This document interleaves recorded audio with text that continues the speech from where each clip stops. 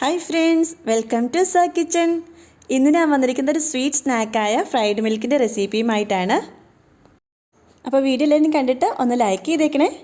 പിന്നെ എൻ്റെ channel subscribe ചെയ്യാത്തവരുണ്ടെങ്കിൽ സബ്സ്ക്രൈബ് ചെയ്ത് ഒന്ന് സപ്പോർട്ട് ചെയ്തേക്കണേ. ഇന്ന് നമുക്ക് വീഡിയോയിലേക്ക് പോകാം. ഒരു പാനിലേക്ക് 1/2 ലിറ്റർ പാൽ ഒഴിച്ചു കൊടുക്കുന്നുണ്ട്. മധുരത്തിന് വേണ്ടിയിട്ട് 1/2 കപ്പ് പഞ്ചസാരയും ചേർത്ത് കൊടുക്കുന്നുണ്ട്. ഇനി ഇതിലേക്ക് 1/2 കപ്പ് കോൺഫ്ലവറും കൂടി ചേർത്ത് കൊടുത്ത് എല്ലാം കൂടി കട്ടകളില്ലാതെ നല്ലവണ്ണം ഒന്ന് മിക്സ് ചെയ്തെടുക്കാം. കട്ടകളില്ലാതെ ഇതേപോലെ നല്ലവണ്ണം ഒന്ന് മിക്സ് ചെയ്ത് എടുത്തിട്ടുണ്ട്. ഇനി നമുക്ക് ഇതൊന്ന് കുറുക്കിയെടുക്കാം. തീ ഒന്ന് ലോ ഫ്ലെയിമിൽ വെച്ച് കൊടുത്തിട്ട് നമുക്കിത് ഒന്ന് കുറുക്കിയെടുക്കാം. കൈ എടുക്കാതെ നല്ലവണ്ണം ഒന്ന് ഇളക്കി കൊടുത്തുകൊണ്ടിരിക്കാം.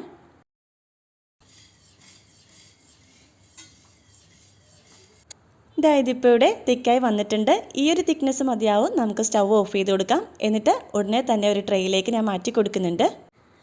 ഈ ഒരു ട്രേയിലാണ് ഞാനിത് സെറ്റ് ചെയ്തെടുക്കുന്നത്. ഗ്ലാസ് ട്രേ തന്നെ വേണമെന്നില്ല, ഒരു സ്റ്റീൽ പാത്രത്തിലാണെങ്കിലും സെറ്റ് ചെയ്തെടുക്കാവുന്നതാണ്. ഒരു ബട്ടർ പേപ്പർ വെച്ച് കൊടുത്തിട്ട് അതിൻ്റെ മുകളിലേക്കാണ് ഈ കുറുക്ക് ഒഴിച്ചു കൊടുത്തിരിക്കുന്നത്. എന്നിട്ട് ചൂടാറുന്നതിന് മുമ്പ് തന്നെ നമുക്കിതൊന്ന് ലെവൽ ചെയ്തെടുക്കാം. ഇല്ലാന്നുണ്ടെങ്കിൽ ചൂടാറിപ്പോയി കഴിഞ്ഞാൽ ഇത് സെറ്റ് ചെയ്തെടുക്കാൻ ബുദ്ധിമുട്ടാവും. ഇതിൻ്റെ ചൂടാറിയതിന് ശേഷം 2 മണിക്കൂറോളം ഒന്ന് ഫ്രിഡ്ജിൽ വെച്ച് നമുക്കിതൊന്ന് തണുപ്പിച്ചെടുക്കാം. ഇത് ഫ്രിഡ്ജിലൊക്കെ വെച്ച് തണുപ്പിച്ചെടുത്തിട്ടുണ്ട്.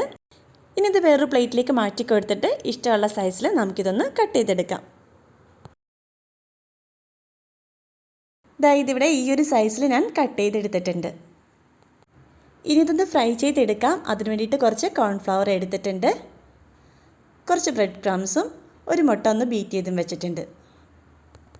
ഒരു പീസ് എടുത്തിട്ട് ആദ്യം തന്നെ കോൺഫ്ലവറിലൊന്ന് കോട്ട് ചെയ്തെടുക്കാം. കോൺഫ്ലവർ എല്ലാ ഭാഗത്തും നല്ലവണ്ണം ഒന്ന് കോട്ട് ചെയ്തെടുക്കണം. അതിനുശേഷം നമുക്ക് ബീറ്റ് ചെയ്ത് വെച്ചിരിക്കുന്ന എഗ്ഗിലൊന്ന് ഡിപ്പ് ചെയ്തെടുക്കാം.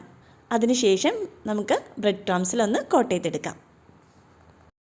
എല്ലാ പീസും ഇതേപോലെ ഞാൻ കോട്ട് ചെയ്ത് വെച്ചിട്ടുണ്ട്. ഇനി നമുക്കിതൊന്ന് ഫ്രൈ ചെയ്തെടുക്കാം. ഇനിയൊരു ചട്ടി ചൂടാക്കിയിട്ട് അതിലേക്ക് ഫ്രൈ ചെയ്യാൻ ആവശ്യത്തിനുള്ള എണ്ണ ഒഴിച്ചു കൊടുക്കുന്നുണ്ട്. എണ്ണ ചൂടായി വന്നിട്ടുണ്ട്. ഇനി ഇതിലേക്ക് നമുക്ക് ഓരോ പീസായിട്ട് ഇട്ട് കൊടുക്കാം. തീ ഈ സമയത്ത് നമുക്ക് മീഡിയം ഫ്ലെയിമിൽ വെച്ച് കൊടുക്കാം. തീ കൂട്ടി വെച്ചിട്ട് ഫ്രൈ ചെയ്യുവാണെങ്കിൽ പെട്ടെന്ന് കരിഞ്ഞു പോകാൻ ചാൻസ് ഉണ്ട്. അതുകൊണ്ടിട്ട് തീ കുറച്ച് ഒരു മീഡിയം ഫ്ലെയിമിൽ ഇട്ട് കൊടുത്തിട്ട് ഇത് ഫ്രൈ ചെയ്തെടുക്കാം. എന്നിട്ടൊരു ഗോൾഡൻ കളർ ആകുമ്പോഴത്തേക്കും നമുക്കിത് മറിച്ചിട്ട് കൊടുക്കാം. അങ്ങനെ ഓരോ സൈഡും ഗോൾഡൻ കളർ ആവുന്നത് വരെ ഫ്രൈ ചെയ്തെടുക്കാം. ഇത് പൊടിഞ്ഞു പോവാതെ പതിയെ വേണം മറിച്ചിട്ട് കൊടുക്കാനായിട്ട്. എന്നിട്ട് ഗോൾഡൻ കളർ ആകുമ്പോഴത്തേക്കും നമുക്കിത് എണ്ണയിൽ നിന്നും കോരിയെടുക്കാം.